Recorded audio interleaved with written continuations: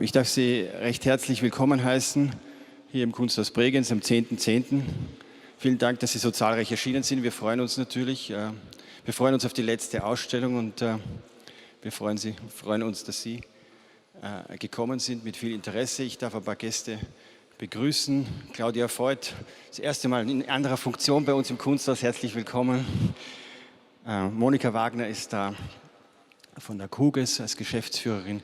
Viele aus dem Team sind da, das freut mich besonders, aber natürlich möchte ich auch mich bedanken bei den Unterstützern und Sponsorinnen und Sponsoren, bei der Hypo, bei den Ölwerken VKW, natürlich auch bei den Freundinnen und Freunden des Kunsthaus Bregenz und bei vielen anderen, die mitgeholfen haben, diese Ausstellung zu realisieren. Da ist Boris, he was one of the guys helping Tarek to install. And last but not least, welcome Tarek at Kunsthaus Bregenz. Not the first time, but this is a special time. Thank you, Thomas. Yes, it's a special one. And it's not the first one, and I'm very happy I got like a third one. You see, this is the third invitation here. Absolutely, and this brings us actually to the third one, because this is, you're going to hear a performance, which is very important. You're going to hear a performance by Tarek tomorrow night at the occasion of the opening, so at a little bit after 7 o'clock.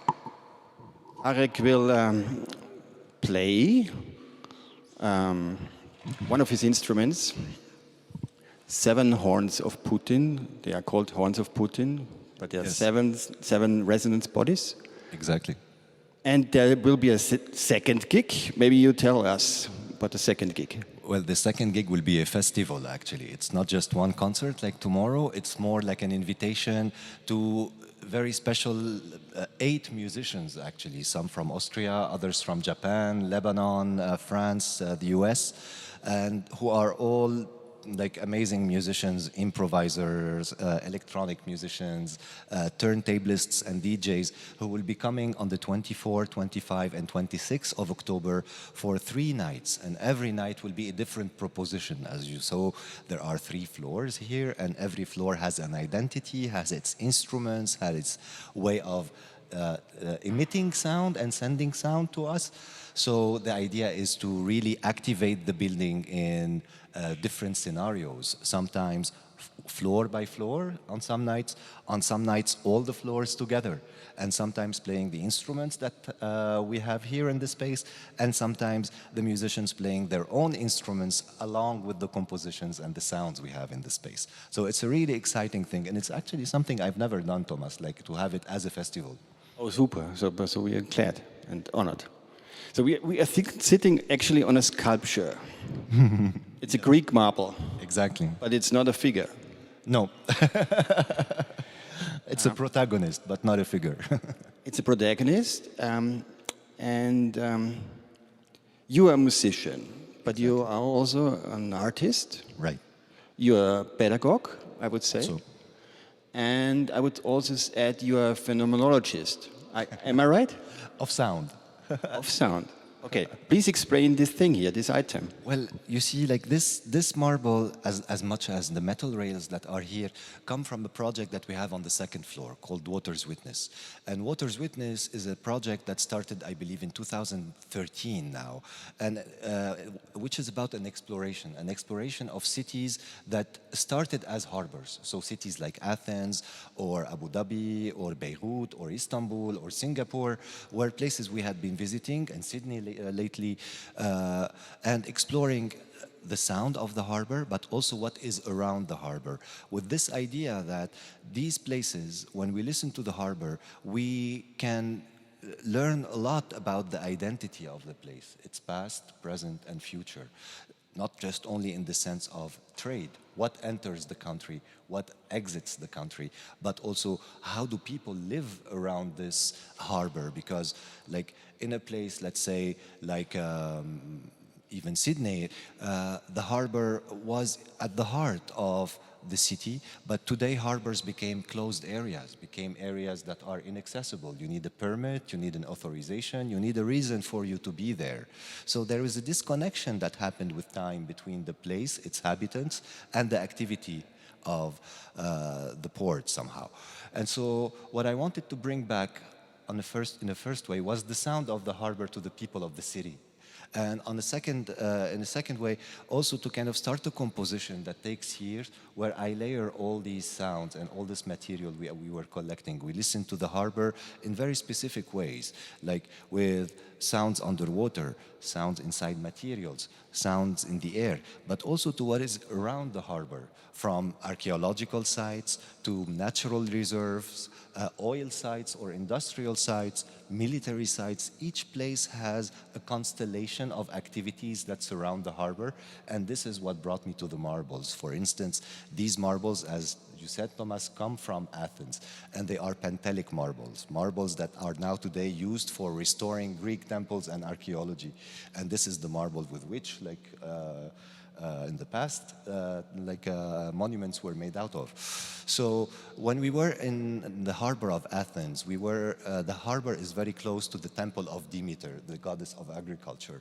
And in that temple and on that site, we listened with Chris Watson to the sound of the temple through the marble. He put microphones on the stone and amplified the microphones. And all of a sudden we could hear the whole site, the wind, the vegetation, the voices of the people, but through the gaze and like the materiality of the stone.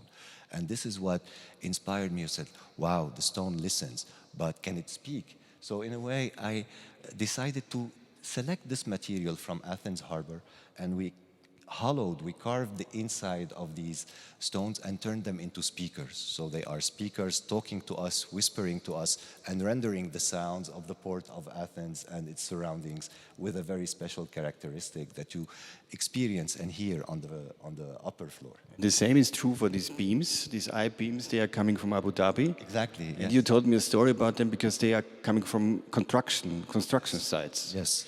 Yes, well, Abu Dhabi, as you know, is in constant growth, you see, and this growth is still happening. And materials like these are common to find, you see, but in huge quantities. And imagine a stack of metal rails like these in the sun of 40, 45 degrees of that place. It's dilating, it's cracking, you can really feel it breathing somehow, also like these stones.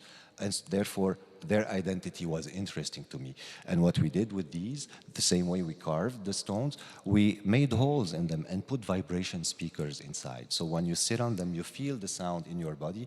And when you lean close to them, it's like putting goggles and looking underwater. You see, a whole soundscape reveals itself to you. And you told me that they are tuned. Yes, they are tuned.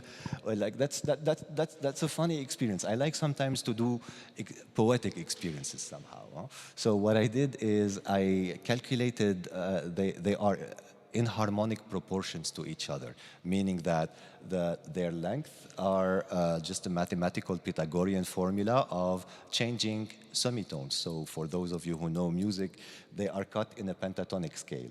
And therefore, when we put them next to each other or when they reverberate with one another, they tend to have some resonance or frequencies that are harmonious.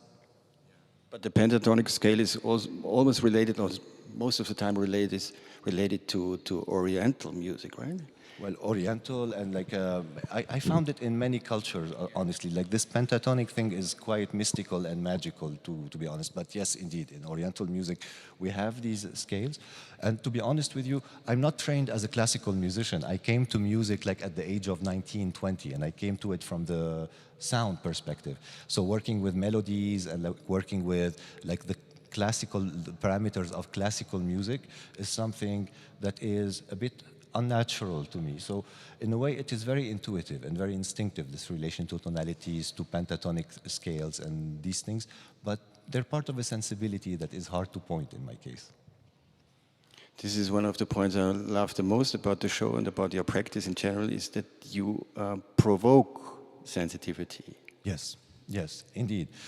What is happening on every floor of the museum here is a different proposition, and a different proposition to listen propositions to listen in different ways. On the first floor, we have these wind instruments, like the organ within that works with wind, the wind houses, the reed boxes, everything on the first floor is acoustic and just induced by wind currents that are flowing into the instruments. And sound comes to us. We just need to sit on the stools and enjoy a composition of these instruments talking to each other and working with one another. So we receive it through our ears, but also through our eyes by seeing objects in movement, by seeing little things shake, vibrate. The second floor with Water's Witness, as we were saying, is an invitation to listen in a more active way by you going to sit on the stones, to be close to the metal, and to look for sound. The sound is discrete. I made it discrete. So it would be nice actually to talk about this as well. But here you can carve yourself your listening and like decide where you want to sit, what you want to listen to, and explore yourself in an active way. And on the last floor, we have the horns, of course, that are dominant and strong and can be heard in all the building if we want to. But also they are like something that really like kind of excites the architecture, you see, like plays with its acoustic characteristics. Yeah, we have to talk about the architecture because Zumthor, who wanted to become a musician as well, so. Right. Right. But on the other hand, this building has some sorts of acoustic specifics. Yes. There's just flat everywhere. Concrete, ceiling, glass, floor. How do you deal with that? Well, the way I deal with it, you see, like a lot of times I get asked the question to us, how do you work in museums? Museums, like most of the time, are not thought for sound art or like kind of listening to music. You see, like there is echo, there are materials that are refractive, there are spaces that are big. The case of this architecture is also like this, but what I liked about it is that I didn't want to force my work into the space. I wanted to see how the space would transform the work. And yesterday, like the two of us sitting in Water's Witness and saying, oh la la, it's gonna be loud. Like if I present this piece the way I presented it before in Sydney and Luxembourg and different places, it's not gonna work. So it's about more entering a conversation and in a dialogue with the architecture. And what this piece, Water's Witness, that is initially like an piece that is made out of field recording industrial sound, in the case of Zumthor's architecture, became a minimalist piece that is whispering, that is low. And I like a lot this thing, you see, like in a way, not forcing my intention as artist on this is how I want it to be and this is how it should be. It's always about dialogue, you see, it's always about conversation. And in my case, dialogue with architecture, but dialogue with human beings, whether they're instrument makers, musicians, students. All this nourishes the practice and takes me to places I did not expect before. And what I'm very happy with is that now I'm rediscovering these works in a totally different way thanks to this architecture. This brings us to this spot here, because Yes. we said you are a pedagogue too, so yes. you're addressing the public and the audience, so to speak. This is the best word for it, because Yes. your experience is an audible experience. Right. Well, this is an improvisation. You know, I'm an improviser too, and I like improvisation. And what I thought about for the lobby was like kind of a hospitality gesture of saying, let's put elements that we will encounter on every floor, but put them in a way where they are meant for pedagogy and workshops. Here, there is nothing to listen to somehow, but thanks to the team of the KUB here and to the amazing work the education and mediation team did, there will be lots of workshops with school kids, with families, with university students and art school students on working with the principles that are behind my work. So in a way, what you encounter and listen to in the 3 floors can be practiced on this floor and on the lower floor, in the sense that you will be able to play yourself with sound inside water. You will be able to play with some of the instruments that are in the upper floors and manipulate them. And as you see on this shelf is a small example of a lot of toys, objects, like years of experience of amassing objects and working in kindergarten schools and like with kids and making a synthesis of really what is important to me as notions of playing with sound, manipulating sound, using daily life objects to listen to sound. And it's actually an attitude that I had towards the world of learning about art, learning about cinema, learning about politics from listening or from the perspective of sound. And this is what I want to share with people here.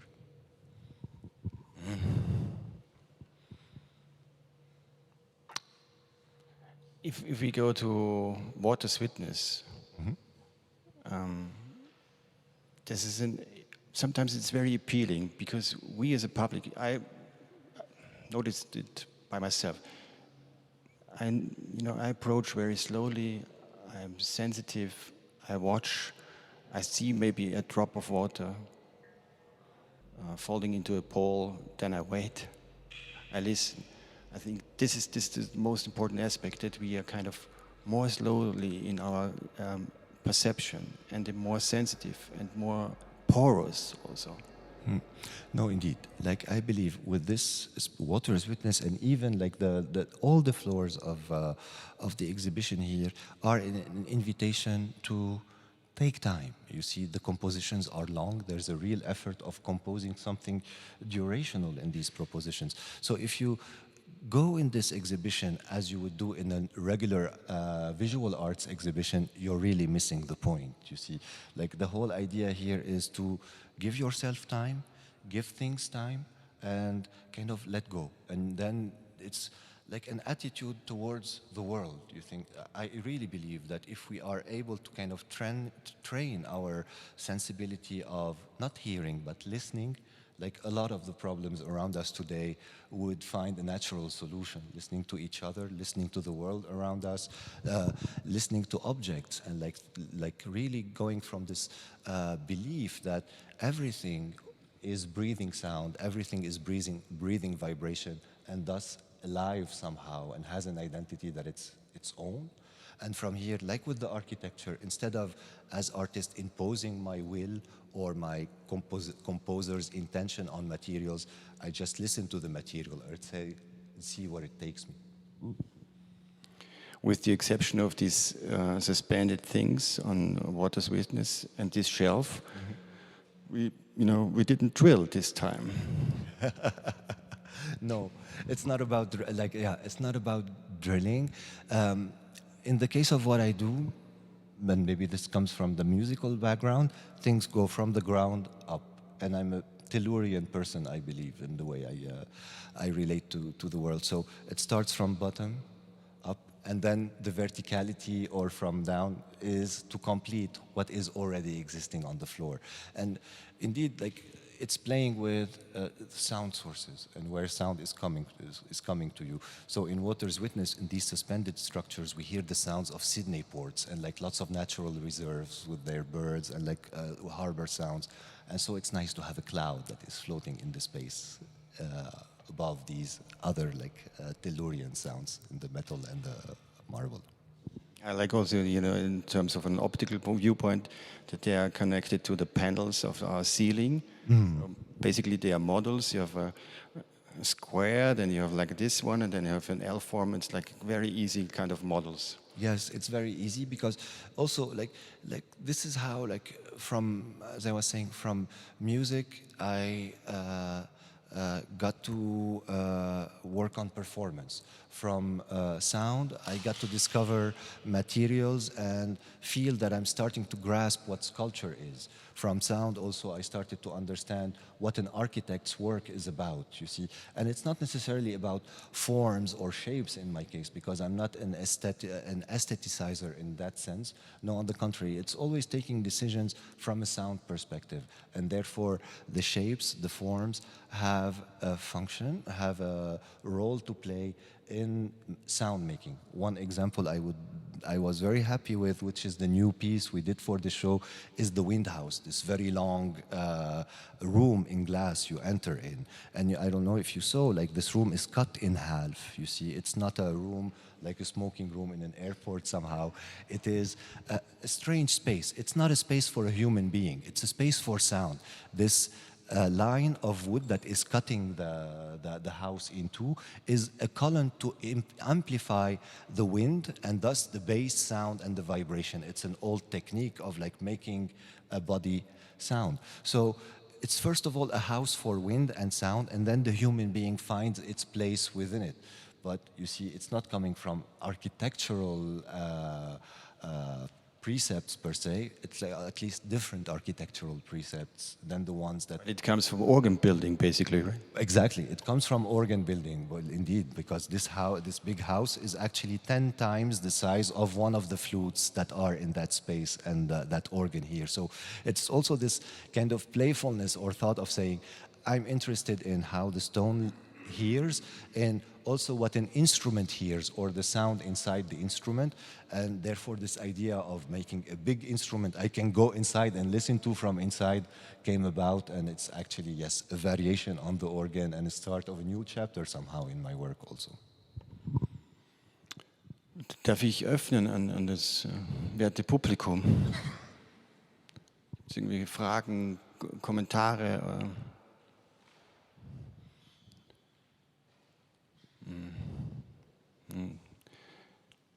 Do you want to add something?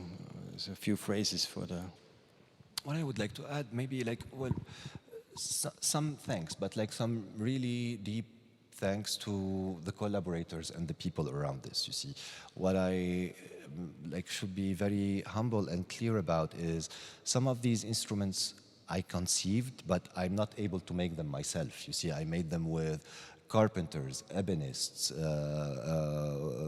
like musicians. Boris Cherchenkov here is a friend and first of all an amazing musician from Russia and instrument maker, and like you see, like collaborations and ideas unfold like this. So it's not just me in this alone, you see, it's a big endeavor and a big collaborative aspect, and also like so really a huge thanks to all these different people who contributed to this and to the team of KUB as well, but also a big thanks to all the kids who did the workshops in kindergarten with me, and like the students and the musicians who crossed my path, because also education for me is a way of learning, not just teaching and me transmitting, it's also about learning from others. And I like a lot when you make instruments and you work with sound, to give your objects, to give your instruments to somebody else and see what they would do with them, you see, because this is where you do research, this is where you do experimentation and learn more about what you're doing and how it embeds, inscribes itself in today's world. We have one second question.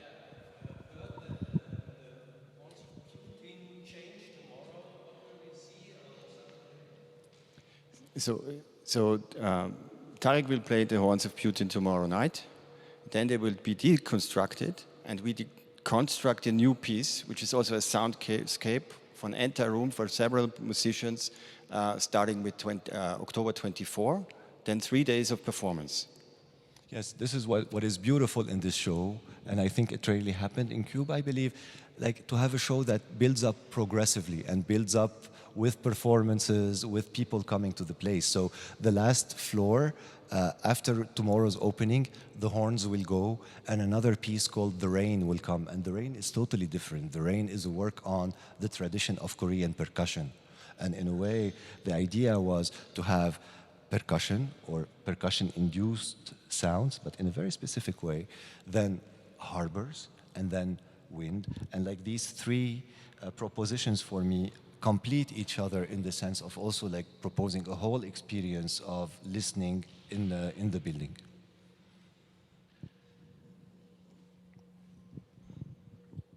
Ja, vielen Dank. Thank you. Yeah, thank you so much. And Thank you, Thomas, really, like it's a pleasure, and like it's an honor for us, and please enjoy the show. The honor is mine. Thank you.